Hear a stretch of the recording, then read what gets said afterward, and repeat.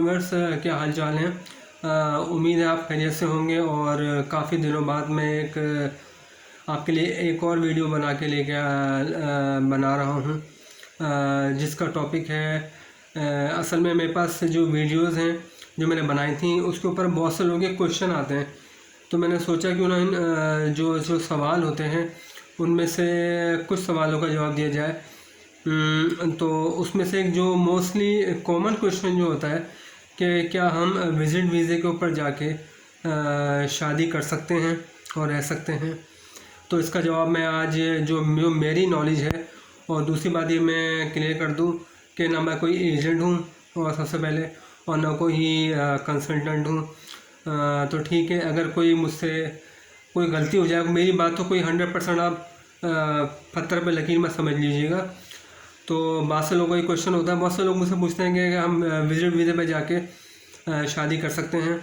तो जो मैंने नॉलेज ली है थ्रू नेट के ज़रिए कुछ एजेंसियों के थ्रू, उसमें यह है कि अमेरिकन लॉज में ये है कि आप शादी कर सकते हैं, लीगल है। लेकिन इसके लिए फिर उसके बाद आपको चेंज ऑफ स्टेटस के लिए अप्लाई करना पड़ता है। तो ये काम जो है उसमें जहाँ तक मेरी नॉलेज है 90% ये चांस होता है कि आपका ये इक़दाम जो है ना वो वीज़ा फ्रॉड के उसके अंदर आ जाता है, क्योंकि आपको चेंज ऑफ स्टेटस के लिए USCIS के थ्रू अप्लाई करना पड़ता है। फिर आपका शायद इंटरव्यू होता है। तो उसमें यही इंटेंशन होती है कि आप विज़िट वीज़े पर रहें, लेकिन आने के बाद ही आपने फ़र्स्ट टाइम पे ही शादी कर ली या शादी करना चाह रहे हैं। तो इसकी वजह क्या है? तो इसका तो मेरा मशवरा यही है कि कोई ऐसा कदम ना उठाया जाए, वो आपके ऊपर है।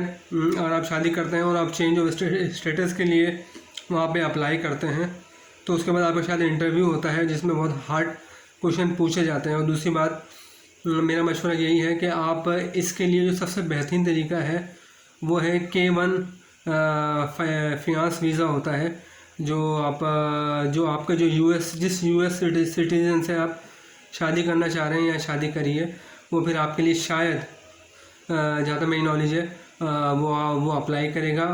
और उसके लिए भी ये है, उसमें भी शर्तें होती हैं कि जिससे आप शादी कर रहे हैं उससे कम से कम भी आपका रब्ता 2 साल तक हो।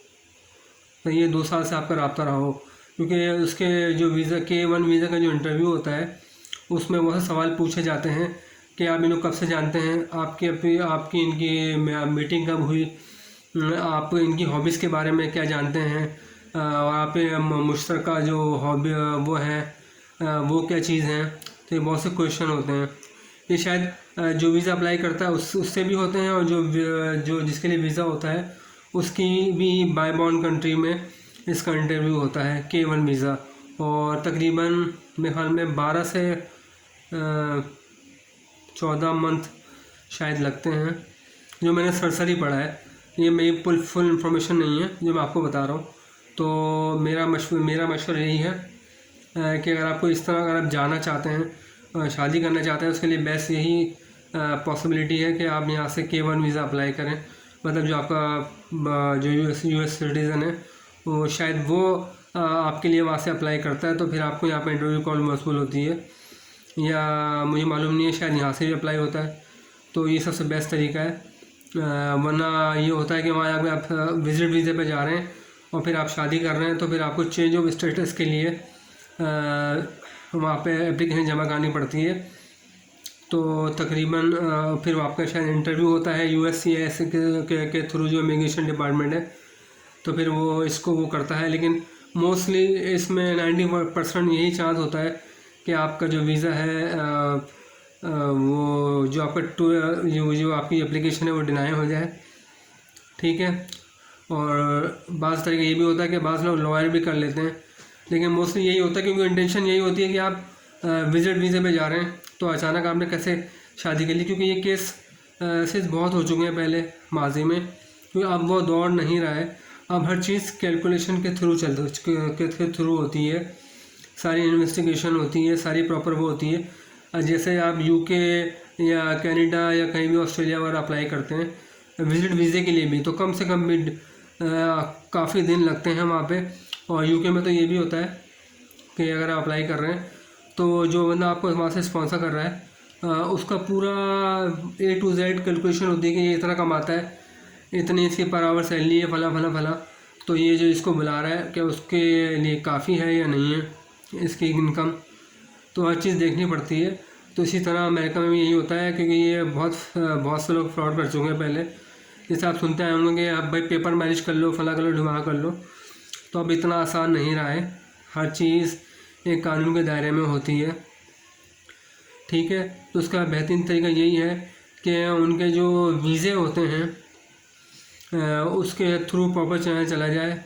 बहुत से फैमिली वीज़ा होता है, जैसे मैंने आपको बताया K1 वीज़ा होता है, जो अमेरिकन नेशनल होते हैं वो अगर आप शादी करना चाह रहे हैं तो वो फिर आपको वहाँ से अप्लाई कराएगा और फिर यहाँ से आपको इंटरव्यू देना पड़ेगा, वहाँ से उसका भी इंटरव्यू होगा, सारी जांच पड़ताल होगी कि आप क्या करते हैं, आप कैसे उसको जानते हैं, कितनी दफ़ा मीटिंग करी है, फला फला फला फला हर चीज़ होती है। ये मैं अपनी सरसरी इंटरनेट के थ्रू जो मैंने मालूमात ली है वो आपको शेयर कर रहा हूँ। तो अगर इसमें कोई कमी बेशी हो जाए तो वो कर दीजिएगा, क्योंकि मैं कोई कंसल्टेंट नहीं हूँ, कोई एजेंट नहीं हूँ। उम्मीद है और बाकी ये है कि अगर आपका अल्लाह करता है आपका जो अप्लाई कर रहे हैं वीज़ा के लिए, ख़ासतौर पर नौजवान, उनका अगर इंटेंशन ये है तो जहन में रख लिएगा, इस तरह बहुत मुश्किल होता है। और उसमें ये भी होता है कि अगर आपका जैसे आपने चेंज ऑफ स्टेटस के लिए अपना वहाँ पे एप्लीकेशन दी है, तो अगर आपका डिनाई हो जाता है तो इस सूरत में वो आपका वीज़ा भी कैंसिल कर सकते हैं शायद, और आपको वहाँ से डिपोर्ट भी कर सकते हैं, और अगले 10 साल के लिए आप बैन भी हो जाएंगे, क्योंकि ये फ्रॉड के ज़ुमरदे में आता है। क्योंकि उन्हें ही पता है कि ये अगर उसे बंदा के लिए शादी कर रहा है तो कैसे कर रहा है।